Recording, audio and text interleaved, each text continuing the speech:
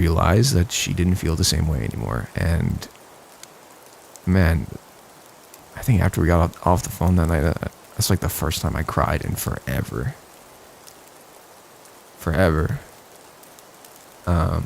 It sucked, man. It sucked, and she was supposed to come back and just never did.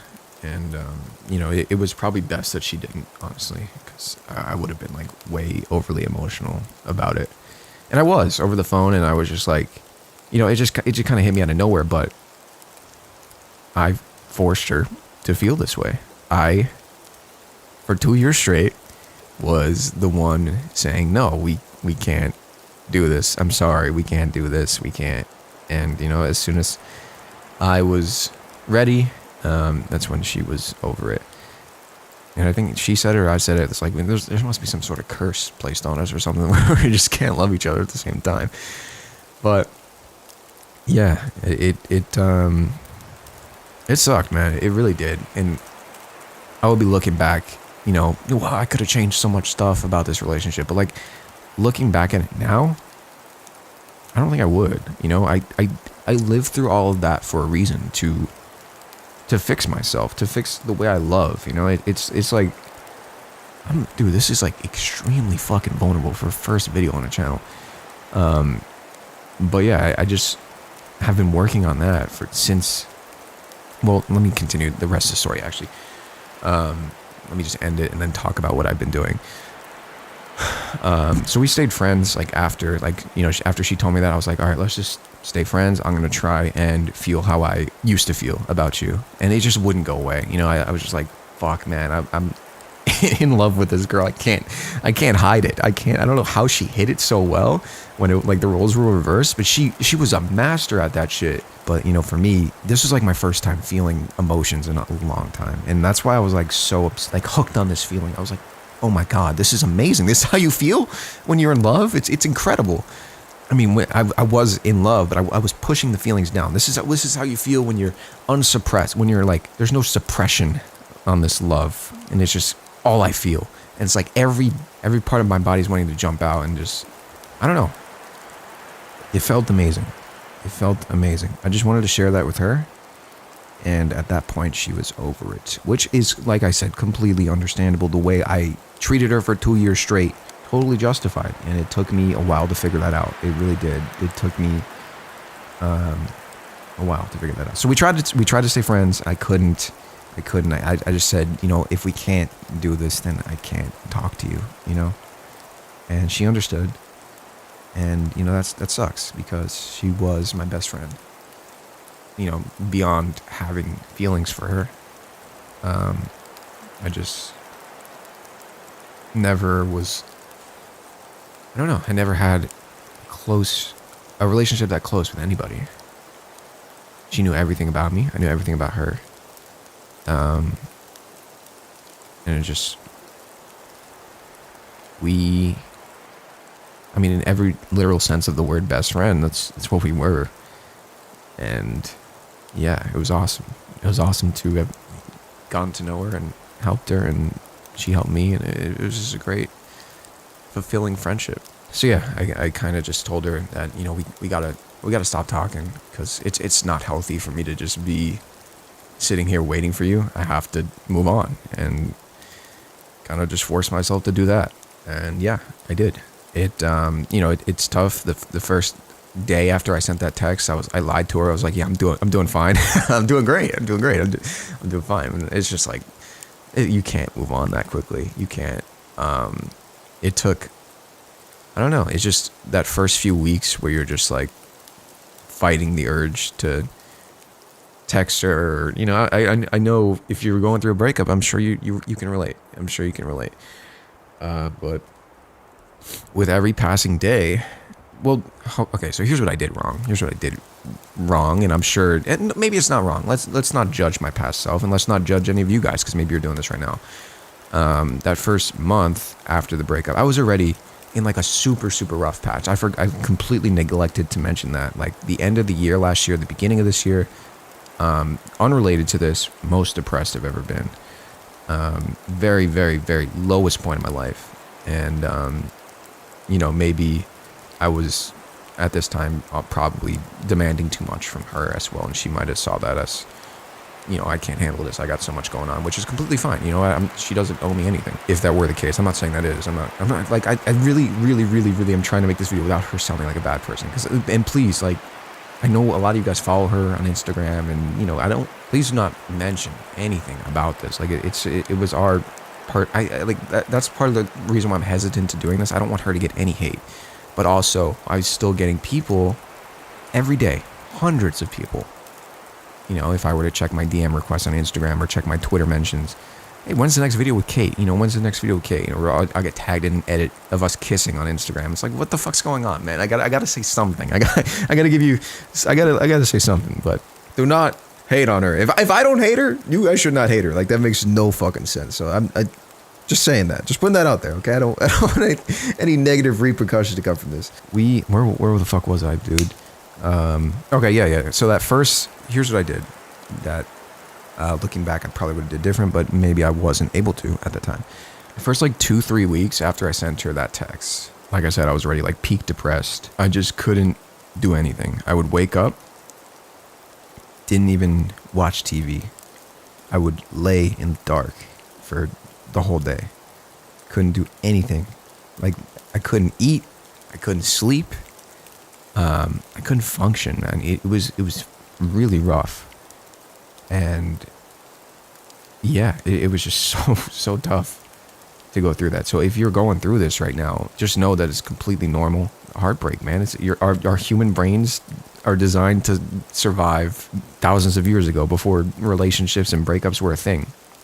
So when we add in this new element, it's like our body goes into shock, and it's like, what the fuck is happening right now?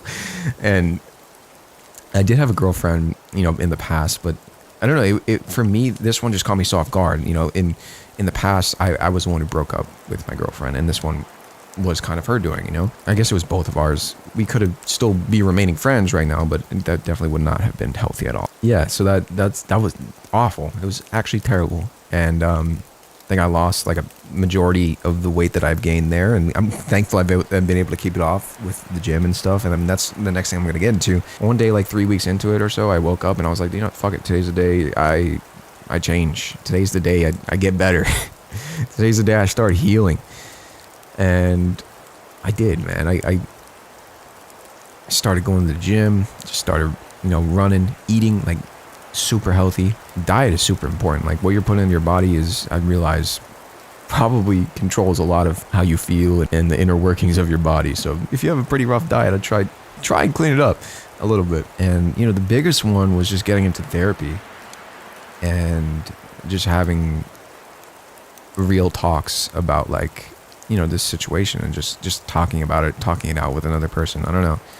For me, I don't know, a lot of people hear therapy and they're like, oh, I don't want to fucking do that shit. But it helped me. It definitely helped identify what I did wrong in the relationship, for sure. Like, I wouldn't know of this attachment style stuff if that weren't the case. And, you know, I'm like I said, I'm only saying what I did wrong in this relationship. And in reality, of course, it takes two people to make a relationship work, and it takes two people to make a relationship fail.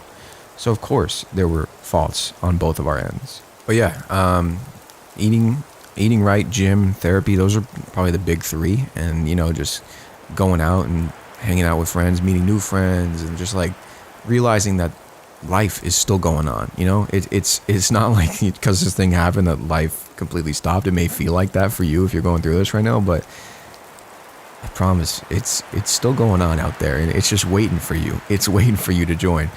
This is truthfully like some of the most fun I've had in years. Just being able to, I don't know, it's just, everything feels, it's like a new lease on life. That's the first time I've heard that saying so much, but that's kind of how it feels, man. And the thing about healing too, especially from a breakup, it's really not linear.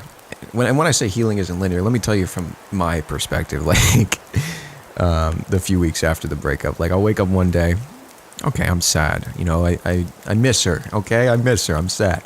Next day, oh wait, I'm completely fine, I feel all right, today's a good day. Day after that, oh, I hate her. I hate her. How could she do this? I hate her, and I never want to see her again. Next day, oh, I miss her again. So it's like, you know, there's like multiple different stages of grief, and you're going to bounce between all of them until you're fully healed. And, you know, that went on for a while, of course. And I didn't even mention when this happened. Did I? Maybe I did. I think we broke up officially in January. So it's been almost 4 months. But there was time, you know, where I thought I was fully good and I would bounce back. It's just like some little things will set me off. If a song comes on shuffle and I have a memory that pops in my head of us dancing to the song in my kitchen together, it's like, of course, that's going to make me a little bit sad. And, you know, that just triggers a bunch of other thoughts and other thoughts. It's just a thing where your brain is detoxing almost from a person. And it's just like, there is, of course, going to be good days and there is going to be bad days. I think I'm at a point now where I'm like, I would confidently say 99%. And I still plan to remain single just to like figure out, you know, I want my next, I'm not done giving you tips, by the way. I'm telling the story. This is my first time doing one of these fucking videos. I know it's all over the place, but I want my next partner to just feel like they're the luckiest person in the world. I want them to feel loved and appreciated. I want that to be, you know, something I work on before I find somebody. But getting back into what else helped me, I did get back into making YouTube videos, as you guys saw. Above anything, it's been a passion of mine, and it felt good to do that. It's just, I'm trying not to get back into that same mindset that I was in, and I'm doing a pretty good job about that. So, you know, giving myself a pat on the back about that. But that does help a lot, just keeping yourself occupied and doing hobbies that you enjoy. I remember in the earlier days of it, I bought a guitar. I tried to teach myself how to play that. I didn't do too good of a job at that. Getting out of a relationship is like the perfect opportunity, because you just got a huge window of time that opened up. You can pursue anything if you have the dedication to pursue like any hobby that you always wanted to. Rock climbing, I don't know, hiking, I don't know, basketball, anything. An important thing to know as well, like this is probably one of the most important facts that I think would help you right now. Maybe you're going to say, oh, I don't want to hear that. But listen, when I say this, be grateful that it ended now and not 5 years from now, 10 years from now, because you didn't work out. And odds are, if you were to stay together, you probably wouldn't have worked out either. So even if you were married for 12 years, you just got divorced, be thankful it wasn't for 20 years, you know? That just means that person wasn't right for you, and now you have this extra time to reinvent yourself and work on yourself. I don't know, that's a thought that helped me going through this as well in the earlier days of going through this. And when people say time heals breakups, like it's the most true thing ever. Like, I heard people say this to me, like friends texting me this in the earlier days of it. I'm like, fuck, no way, dude. That's the most bullshit thing you could say to a person. But it's so true. You're just overly emotional right now. And it feels like your emotions are dictating your every move. But soon enough, it will just balance out. And with every passing day, you will hopefully care less and less and less and less about the situation. And let's talk about like the don'ts really quick, because these are arguably more important for healing than do's. I mean, maybe they're equally as important, but the don'ts for sure. Don't, you know, drink because you're sad, because that just makes it worse. Don't do drugs because you're sad, because that just makes it worse. Don't stay in contact if you know this person is moved on, because that is just gonna only hurt you more and more and more and more. Like I said, we tried staying friends for a week, and it just, you could tell, you know, the energy was completely shifted. It was off. So yeah, try not to be in contact at all. I know you probably really care about this person, but maybe that's where, if you love something, let it go. Is that where that comes from? I don't know. And now I'm at a point where how I'm feeling about this now, and I think this is the goal feeling with every breakup, is this feeling that I'm sitting with now, is that I just hope she's happy, and I hope she's doing all right. And I hope she is chasing her dreams, and I don't know, I truly wish the best for this person. And I think that is a really, really healthy way to look at this now. So, I mean, if you're not feeling that way about your ex currently, just know that I think in someday you will. Everybody heals at a different rate, of course. I still have days, like a week ago, I walked past her coffee machine in my kitchen. I don't know why the fuck that's still there, actually.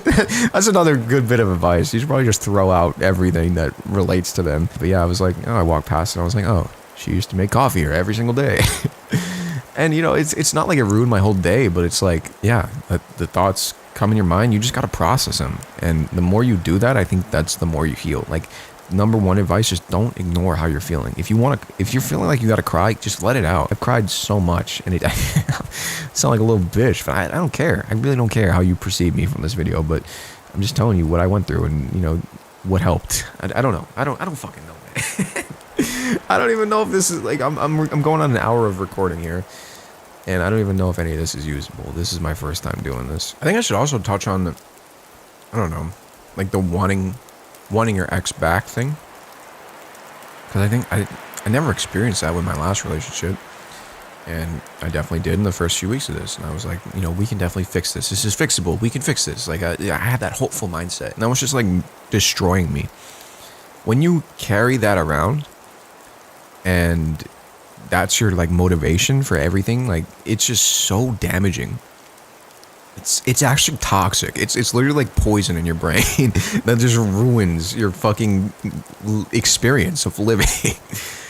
So if you are watching that right now and you feel this way, I mean, maybe you're just fresh out of a relationship. Of course you're going to feel that way. But if it's, you know, a few weeks, a few months out, try your best to snap out of that, because it's realistically, I don't know. I don't know the fucking statistics. I don't know how many couples re get back together. I'm not gonna act like a fucking relationship coach expert, but it's definitely healthier to not think that and just to focus on yourself, because now is your time.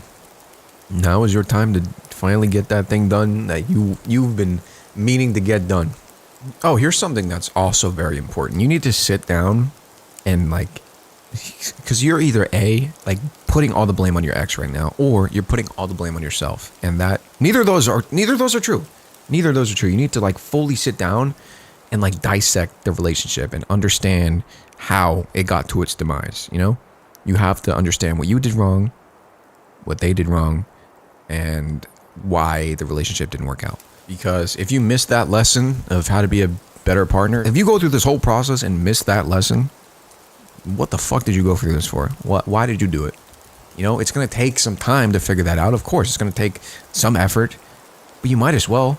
Unless you want to go through this shit again. And I'm sure you don't. I'm sure you want your next relationship to be the final one. So let's summarize really quick. I know this is like a lot of information. Maybe none of it's good. I don't even know. This is my first time doing this. I don't know. I didn't write a script, okay? Don't make fun of me, man. I don't. I just wanted to put something out there. Hopefully this helps at least one person. That would be amazing if it did. So to recap what I did, going to the gym, just getting out and like moving, it helps your body, it helps your mood so much. Getting in therapy, like getting matched up with the right therapist, and just, I think a lot of people view therapy as a crutch. You know, it's like, oh, why would I do that? I'm perfectly fine. I can take care of myself. You know, I felt that way too, but it helps. Another thing that helps is reflecting on your own time, like outside of therapy, reflecting. What did I do wrong? What did they do wrong? Learning to forgive them, learning to forgive yourself, both equally as important. Don't gotta change your diet completely, but maybe, you know, start eating a bit healthier. Maybe take some vitamins. Dude, I love vitamins. I take like so many. I'm obsessed with them. I doubt they do anything, but I love them. Anyways, to my ex, not girlfriend, if you're watching this video, thank you for all the times we spent together. I really, you know, I wrote you that long message when we disconnected, but thanks again. You were very kind. One of the kindest people I've ever met in my entire life. And I'll never forget some of the times we spent together. And I don't know if you still have that butterfly poster, but what I wrote on the back of it is true. So keep that in mind. Follow your dreams. And I wish you nothing but success. I really do. I really do. Good luck. Thanks for watching, guys. Bye.